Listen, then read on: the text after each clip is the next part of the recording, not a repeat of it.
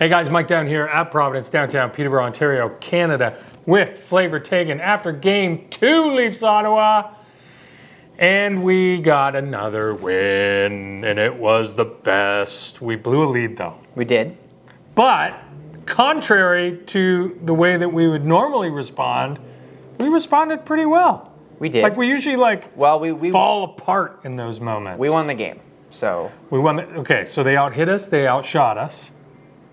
But they did not outscore us, which is kind of the key metric, I would say. That's how you win games. It's how you win the game. It's how you win the game. It's how you win the game. And I love they outshot us by a couple shots. The time difference on the shots in the last period, like actual game time was 16 minutes, but the actual minutes was 52 minutes between shots. Mm-hmm. What? Like Stolarz was on the ground stretching in between things. Leafs went 3-2 overtime. Domi gets a goal in OT. Electric. Dad screaming in the stands. Yep. The one thing I would say is that up until that point, he didn't have a very good game. No. And neither did your boy Mickey Robertson. No, but that just goes to show the NHL is a beast. You know, you could be Providence PTBO player of the game one day, Providence sandbagger of the game the next game. Wow. So we have new features apparently. 2 new features. That's what the youthful energy brings to this segment now. Yeah. Listen, Leafs in 4. That's still your call? I'm still going for it. We're halfway there, 50% of the way there. Leafs in 4. But what are you expecting in Game 3? Like, we are going to go to Ottawa, and I would imagine that crowd is going to be pretty jazzed that they're there. And they're going to be, Brady is going to feed off that. We know Brady is going to come. I think we can already predict it's going to be Austin sucks. Yep. Or like Marner sucks. They're going to do the exact same stuff as we did it. They're the little brothers of the Leafs. Pretty much. So they're just going to do our same stuff. It's like when your older brother did cool stuff, and now the little brother has to do it too. You have to copy it. Yeah, they're going to do like goalie chants, and they're going to chant someone sucks on our team. All the stuff that Sens fans were crying about. Yes, they're going to do. That we weren't classy enough. Yep. They're going to do the exact same stuff. 100%. But what's the game going to be like? This one, I'm predicting this one's going to be a little closer. Closer than 3-2? Yeah. It's going to be 4-2 Toronto with an empty net goal from William Nylander.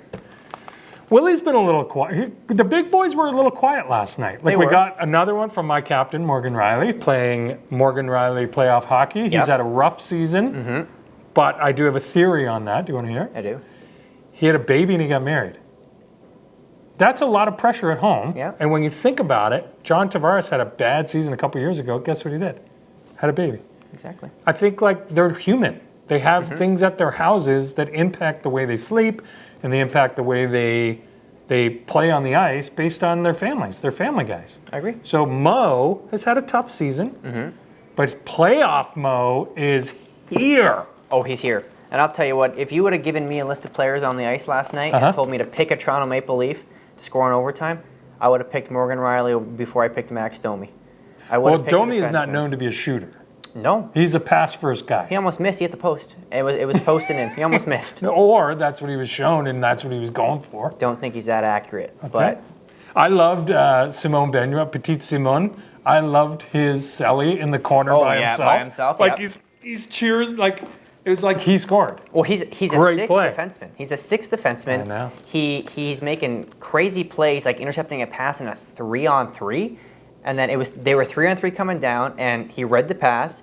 If he had missed that interception, Drake Batherson, that's game. So that's a risky play. It is a risky play. And then he goes down with the best screen I've ever seen on a goaltender. Comes across the crease, he's jumping midair. That was awesome. 4-on-2. Yeah, we only had 2 players down there. And it was Domi and our 6th defenseman, and we won the hockey game. Now, I wasn't crazy about that line. Like the Domi line struggled. No, they did. And they tried to put Domi down there to get McCann going, I think, was the game plan. I think, like, has Robertson worked his way out of the lineup? Like, a couple bad defensive plays, an offensive zone penalty.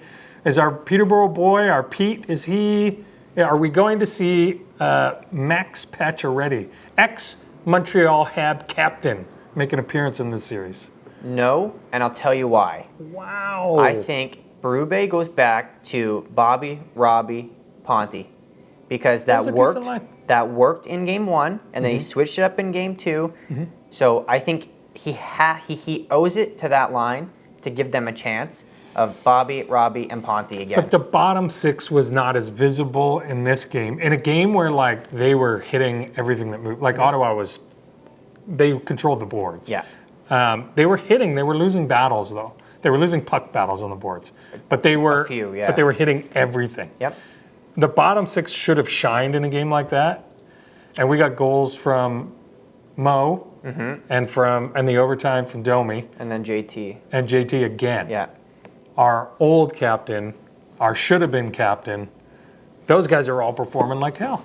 Well, that power play, I'll tell you what, that power play, you can't. If I'm Travis Green, I'm telling Ottawa 0 penalties, because the second 4 for 7. The second you take a penalty, the puck's going in the back of the net 4 times out of 7.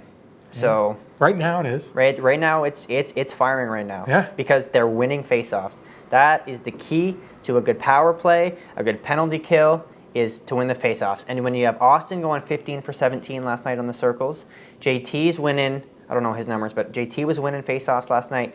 That is why you're successful in the power play. Because we start with the puck. Because you start with the puck. There was a cool conversation they were having last night in, I think, the post game, where they were talking about how Austin Matthews and Mitch Marner aren't getting as many scoring chances this year because they're being used in such a defensive way that they're always starting in their own zone. Whereas before, they used to be getting the offensive zone face-off when it would change, whereas that one is going to Willie and JT now.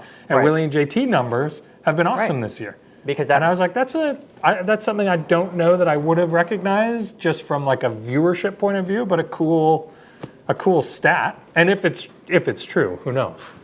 Well, I'll tell you what, Austin Matthews, he's playing the penalty kill. He's playing the penalty kill. Yeah.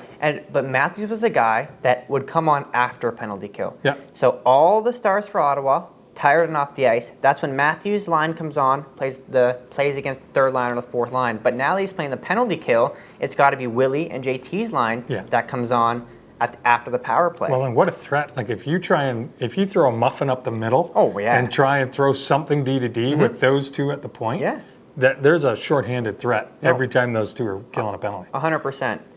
Providence PTBO Player of the Game. Who do you got? Ooh, I mean, I loved Tanev last night. Okay. I just loved how hard he was playing everybody. Guys were taking runs, and he was getting hit. He was throwing hits. When Brady was getting in the middle of stuff, Tanev was the guy right in there. McCabe was a close second for me. I think the D is playing so well. Honorable mention to Stolarz in that play on Ridley Gregg in front of the net. Anywhere else, that's a 5-minute. There's like so many penalties in that play, and for some reason they got offsetting minors, which I love. That's perfect. What about you?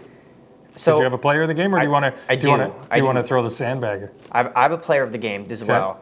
I'm going to go player of the game. I'm going to go Austin Matthews here. And I know he didn't score, but 4 shots, 3 hits, 4 blocks.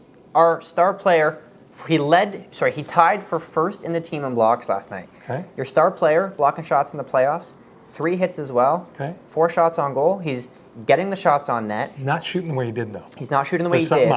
But the blocks and the hits, that is something I never would have thought from Matthews in the playoffs. Fair. But I will honorable mention to Pontus Holmberg for drawing the penalty that led to the Morgan Riley goal. I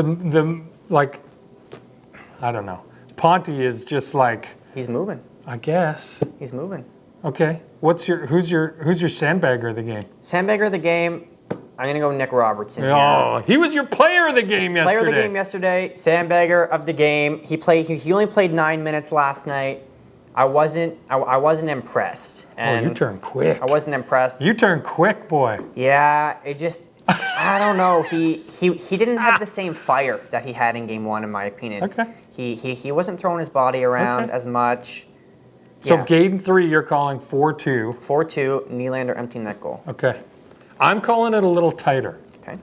I'm going to call it 2-1, but I think the Sens are going to get one. Okay. I just think there's going to be too much emotion going into that building for the first time. Now that could be too much energy too. They may not know how to contain it. I don't know. I just think like the sweep is a bold call. And I think like it could even be like in 5 games where we split one there. Okay. The thing we can't do is let them win 2 at home. We can't lose both at home. So we have to get one of those as a win. At least one. There's the call. Stay tuned. Friday morning, we'll film another one. We know there's not enough coverage of this out there. And we know you're waiting for our opinions because they're just so riveting. Get back at us if you need us, providenceptbo.com. Come downtown Monday to Saturday, 10 to 5. We'd love to see you. Go Leafs, go. Peace.